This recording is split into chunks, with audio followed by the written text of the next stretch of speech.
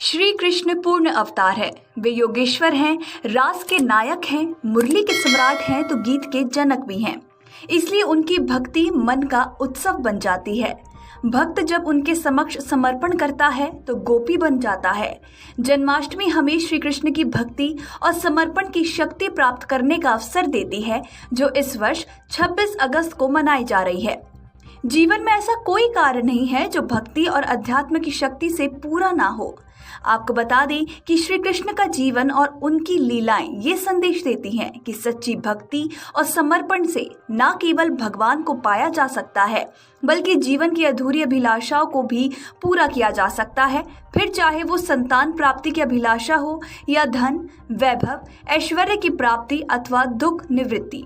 आज के समय में भी देश विदेश में श्री कृष्ण जन्माष्टमी पर असंख्य भक्तों के मन का उत्साह द्वापर युग की याद दिलाता है।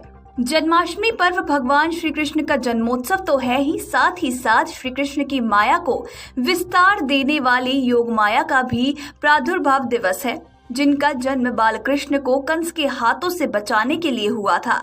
भगवती योग माया ने कन्या के रूप में उस युग में जन्म लेकर मानव जाति को ये दिव्य संदेश दिया कि कन्या का जन्म बलिदान के लिए नहीं होता। जब कंस ने देवकी की 8वीं संतान समझकर योग माया को उसके पैरों से पकड़कर जमीन पर जोर से पटक कर मारना चाहा, तो योग माया ने अट्टहास कर कंस से कहा, मैं चाहूं तो तुम्हें इसी समय मार सकती हूं, किंतु तुम्हें मेरे पैर पकड़े हैं और तुम्हारा काल कोई दूसरा है, इस वजह से मैं तुम्हारी जान नहीं ले सकती। आपको बता दें कि इस बार 26 अगस्त सोमवार को भाद्रपद मास कृष्ण पक्ष की सप्तमी तिथि दिन में 8:20 तक रहेगी। उसके बाद अष्टमी तिथि प्रारंभ होगी, जो कि अगले दिन प्रातः 6:34 तक रहेगी।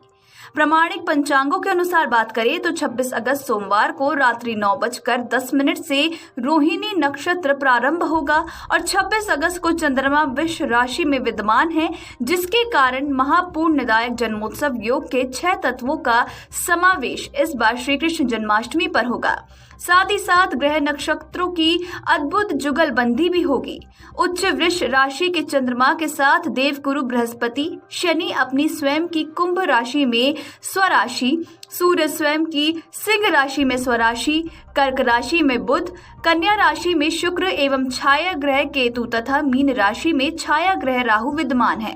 श्री कृष्ण जन्माष्टमी के दिन व्रती को भगवान के आगे संकल्प लेना चाहिए कि व्रत करता श्री कृष्ण की कृपा प्राप्ति के लिए, समस्त रोग शोक निवारण के लिए, संतान आदि कोई भी कामना जो शेष हो उसकी पूर्ति के लिए विधि विधान से व्रत का पालन करेगा। श्री कृष्ण जन्माष्टमी को प्रातः काल स्नान आदि से निवृत्त होकर मनोकामना पूर्ति एवं स्वास्थ्य सुख के लिए संकल्प लेकर व्रत धारण करना लाभदायक माना जाता है। संध्या के समय अपनी अपनी परंपरा अनुसार भगवान के लिए झूला बनाकर बालकृष्ण को उसमें झुलाया जाता है और आरती के बाद दही, माखन, पंजीरी और उसमें मिले सूखे मेवे, पंचामृत का भोग लगाकर उनका प्रसाद भक्तों में बांटा जाता है। पंचामृत द्वारा भगवान का स्नान एवं पंचामृत का पान करने से प्रमुख 5 ग्रहों की पीड़ा से मुक्ति मिलती है, तो वहीं दूध, दही, घी, शहद, शक्कर द्वारा निर्मित पंचामृत पूजन के पश्चात अमृत तुल्य हो जाता है, जिसके सेवन से शरीर के अंदर मौजूद हानिकारक विषाणु का भी नाश होता है। शरीर की रोग प्रतिरोधक क्षमता का विकास भी होता है। आपको बता दें कि अष्टमी की अर्धरात्रि में पंचामृत द्वारा भगवान का स्नान लौकिक एवं परलौकिक प्रभावों में वृद्धि करता है। रात्रि 12 बजे खीरे में भगवान का जन्म कराकर जन्मोत्सव मनाना चाहिए। जहां तक संभव हो संयम और नियम पूर्वक ही व्रत करना चाहिए और जन्माष्टमी को व्रत धारण कर गोदान करने से करोड़ों एकादशियों के व्रत के समान पुण्य प्राप्त होता है।